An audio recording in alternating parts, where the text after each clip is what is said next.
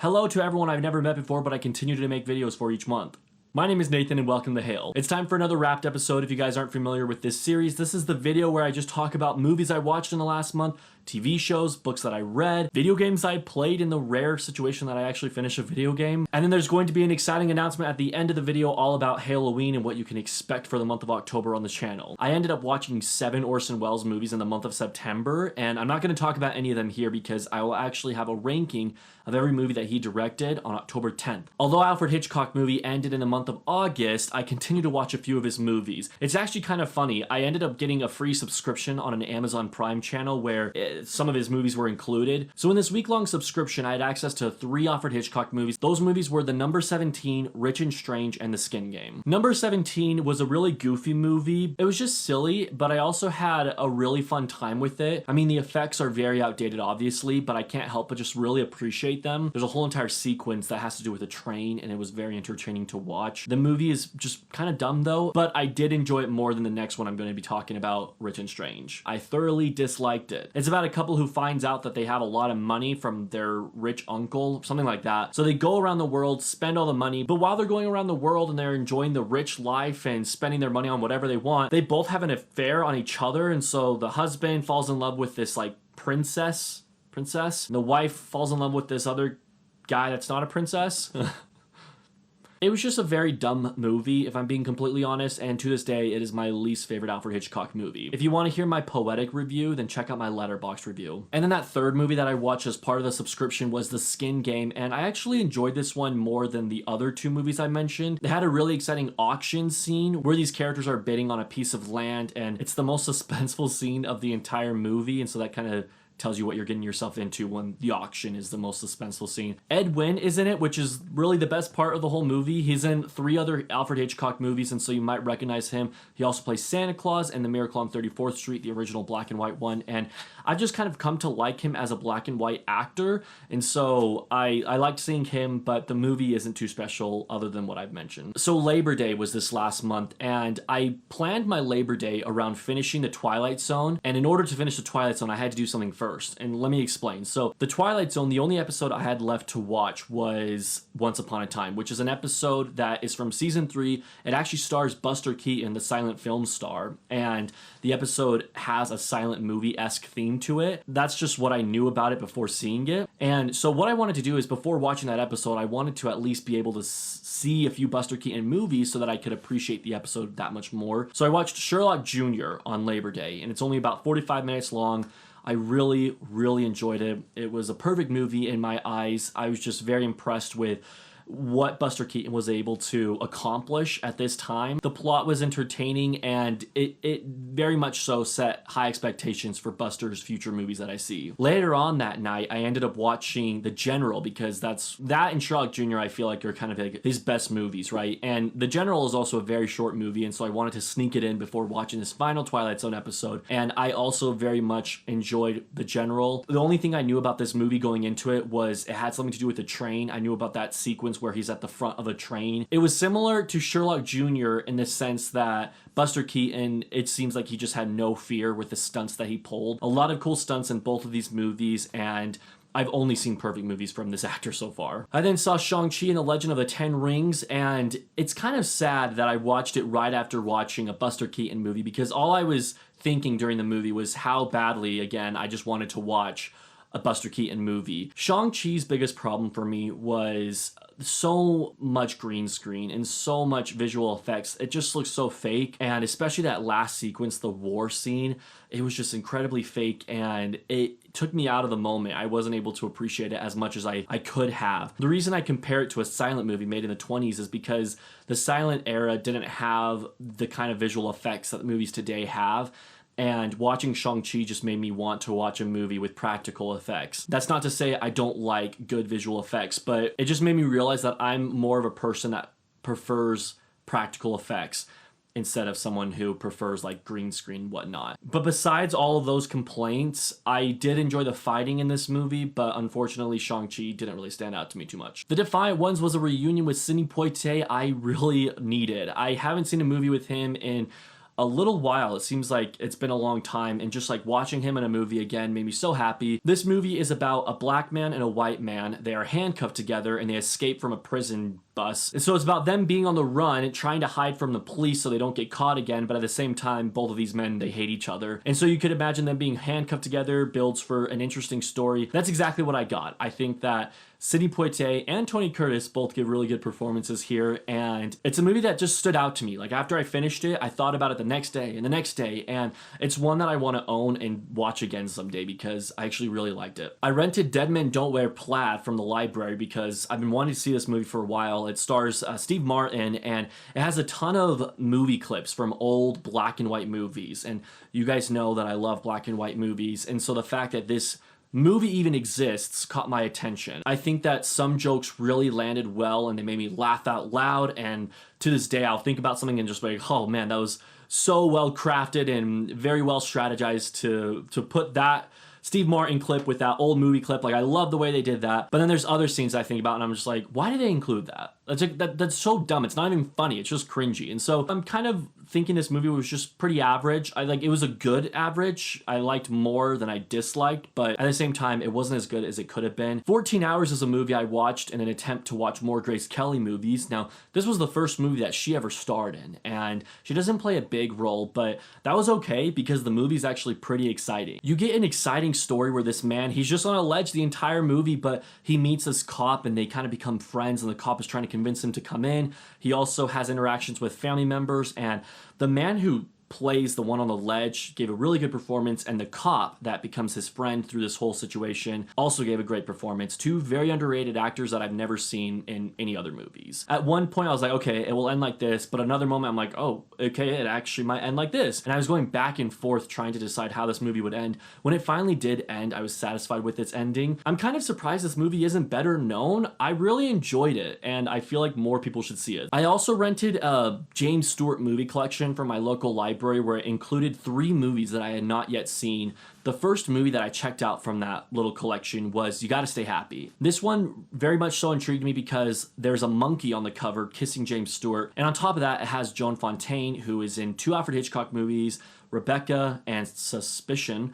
And yeah, I had to think about that. I love the opening of this movie. It's kind of like a little animated sequence with James Stewart and Joan Fontaine's character flying in the sky. I hated the last scene of this movie. It just looked really weird to me. It was very cringy. So another movie that was in this collection was Next Time We Love, and this was a big treat to watch because this is one of James Stewart's earliest movie roles. This was a movie with James Stewart, Margaret Sullivan, and Ray Milland. And that within itself was a reason I was excited to watch it. Ray Milland is an actor I don't talk about a lot. You'll know him from Dial M for Murder. I feel like that's his most popular movie. Every movie I've seen with him, I really enjoy. And the fact that I get to see him and James Stewart in a movie together was even better because I think that they look alike. They look so similar. They could definitely be brothers. And so seeing them act side by side was awesome. And then Margaret Sullivan and James Stewart have been in quite a few movies together. I enjoyed this movie. The story was good. It's kind of a sad one too. It was more sad than I expected it to be. But I'm a sucker for sad movies, so that wasn't like a con or anything I had with the movie. I then checked out The Bribe from my library because this was a movie that was featured in Dead Men Don't Wear Plaid. Really, Charles Laughton's performance is the standout here. I added it to my Letterboxd list of my favorite performances of all time, and if I ever watch this movie again, it will be for Charles Laughton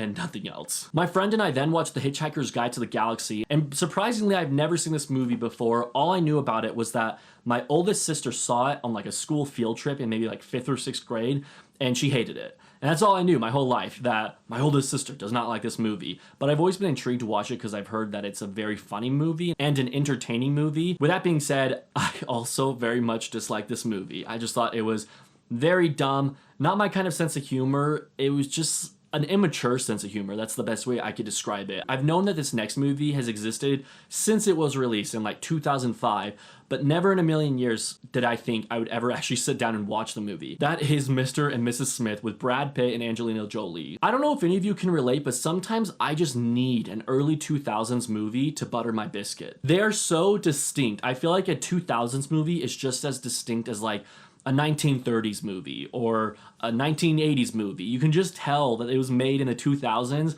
and sometimes I just need that to fill a gap, a missing space in my life. So I watched Mr. and Mrs. Smith for that reason, but also it's a remake of an Alfred Hitchcock movie, and I wanted to see how closely related they were. They're not related at all. In fact, the only way they are related is that it's a husband and a wife, both named Mr. and Mrs. Smith. So I laughed several times. I just like Brad Pitt as an actor. I don't talk about him much, but he's actually one of my favorite actors working today. Angelina Jolie was fine as well. I am very indifferent to her as an actress. Like, she's fine, you know? Kind of like Dead Men Don't Wear Plaid. There were really funny moments, but then there were also just moments where you kind of roll your eyes, you're like, all right, okay. And finally, I checked out the last James Stewart movie in that little movie collection I picked up, and that was Thunder Bay, which just screamed average 1950s movie. It had an amazing lead actor, a good performance from him, James Stewart. It also had an exciting scene. It had a happy ending. What more could you ask for from a average 50s movie? The Eyes of Tammy Faye is a new release that I checked out with an interest in seeing Jessica Chastain and Andrew Garfield, two actors that I really like these days. And I'll just say their performances were my favorite thing about this movie. I know I mentioned that I'm not going to talk about my Orson Welles watches this last month, but I will mention that I watched the 80th anniversary theater screening of Citizen Kane, and that was a blast.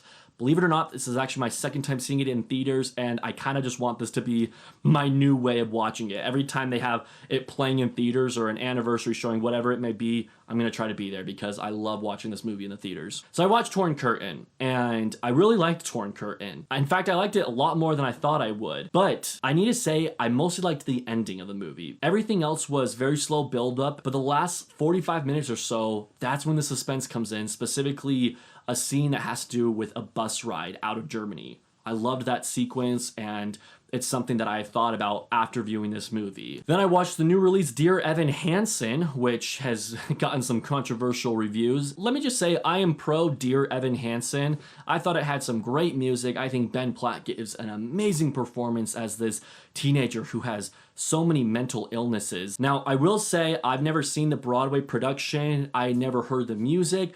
Going into Dear Evan Hansen in the theaters was my first exposure to it ever. I don't really understand the hate for the movie. The biggest concerns I see are that Ben Platt is way too old to be playing a high schooler. That's true, but it never bothered me. It never took me out of the movie. I was so invested in his character that I can't imagine any other actor doing what he did. And so I liked it. I liked him for the choice of Evan Hansen. The other thing I've heard is that Evan Hansen is basically a sociopath, that he lied and doesn't even care about anyone. And to those complaints, I just kind of say, do you not understand the plot of the movie? Like, he has a social anxiety, and in the scene when he is confronted about this lie that is created, he tries to defend himself, and he's cut off by Connor Murphy's mother, Amy Adams. And so even when he's trying to tell the truth, she doesn't let him, and his social anxiety and his depression and all the above gets the better of him and leads him to making this huge lie. And so I just don't agree with the complaints that I've heard about the movie. I actually really enjoyed it. Nathan Hale,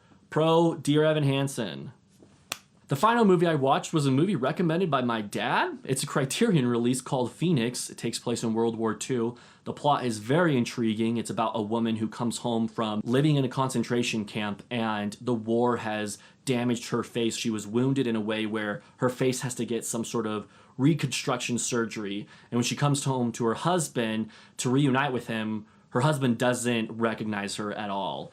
And there's more that happens from there, but I don't want to say it. I just want you guys to go into this movie and let it happen. This is a movie that I was aware of. I knew it existed, and I wanted to see it because it's on the Criterion Collection. But dad recommendations hit different. And when my dad called me up and said, hey, have you seen The Phoenix? I really wanted to see it at that point. My least favorite movie of the month was definitely Rich and Strange. I just did not like that movie that much. And I can't decide between The General or Sherlock Jr. what my favorite movie was. And so I'm just gonna say those two movies were great in my eyes. They tie for my favorite movie of September. All right, as far as books read, I haven't finished any books, and that's because I am reading Dune. I'm currently on page 422, and this has been my main focus for the month of September. I did some math, and I had to read about 11 pages a day in order to be prepared to see it in theaters on October 22nd. In October, I will return to you and give you my full review of it. And then TV shows finished. I finished The Twilight Zone. So I did the math the other day, and I figured I've been watching this TV show for over 15 years of my life. The fact that I finally finished it, it feels very surreal. Like, I'll never see an episode for the first time anymore. I mentioned earlier in the video that the last episode I watched for the first time was Once Upon a Time. If you're watching The Twilight Zone, make sure you familiarize yourself with Buster Keaton.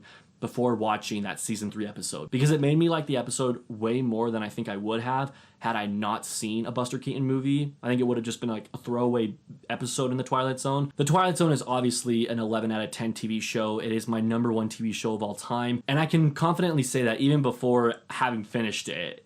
Like, I just knew that it's my favorite, and it always will be my favorite. Knock on wood, but you know, for the time being, I don't see anything ever beating it. All right, let's talk about some life updates. Went to a pizza place with my friends and I saw this sick James Dean poster. That was pretty cool. I also went to an arcade earlier this month and it had a Twilight Zone pinball machine, and that was also awesome. And it made me realize that someday I want a Twilight Zone pinball machine in my man cave or my movie theater room. Whatever room I have in my house that focuses and centers on movies, there will be a Twilight Zone pinball machine in there. I also rewatched the Planet of the Apes trilogy with Nick, and it was his first time seeing them.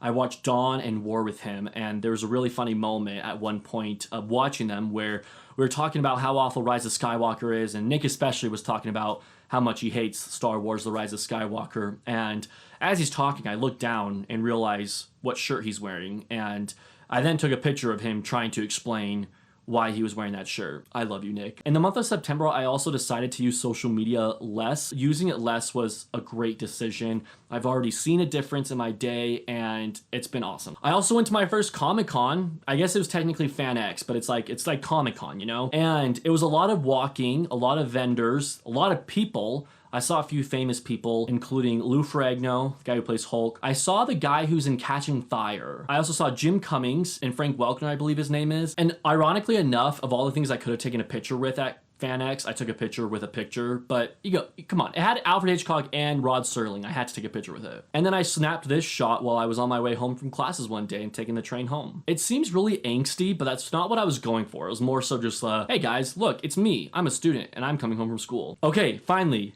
HALEoween. In the month of October, I do HALEoween on my channel, where it's basically all the videos are focused on Halloween related topics, except for the Orson Welles video I'm doing on October 10. Don't tell anyone, but that doesn't have to do with Halloween, all right? Just keep it on the down low. But I do want to say, because I'm in grad school and I'm very limited on what videos I can release, there won't be as many videos as I would like to release, and so make sure to watch my letterboxd. See what movies I watch on there so that you can still see what Halloween movies I'm watching. I will say there's some Twilight Zone videos coming later on this month, and there will be a video where I talk about every Halloween movie I watched in the month of October, which I'm very excited for. Other than that, I'm really excited for the month of October. I'm excited to get into the spooky season. Thank you guys so much for watching. Hope you have a great day.